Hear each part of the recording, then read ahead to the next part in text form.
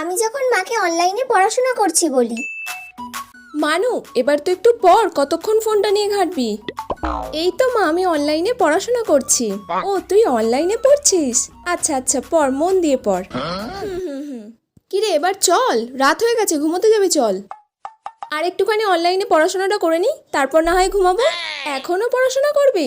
আমি অনেক মন দিয়ে পড়াশোনা করছি, এবারে দেখবি আমি ফার্স্ট হব। আচ্ছা ঠিক আছে, পড়। এতক্ষণ ধরে পড়াশোনা করছে, ও আসলে পড়াশোনাই করছে তো? দেখি তো একবার ফেসবুকটা খুলে ওকে অ্যাক্টিভ দেখাচ্ছে কিনা।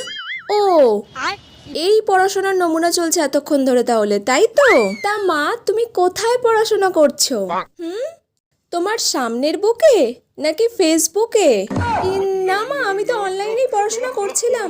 নেটটা অন থাকলে মনে হয় সব জায়গাতেই অ্যাক্টিভ দেখায়। চুপচাপ ফোনটাকে রেখে ঘুমোতে যাবি, চল এক্ষুনি। সাবিনা, মামুন, তোমাদের নাম আমি নিয়ে নিলাম।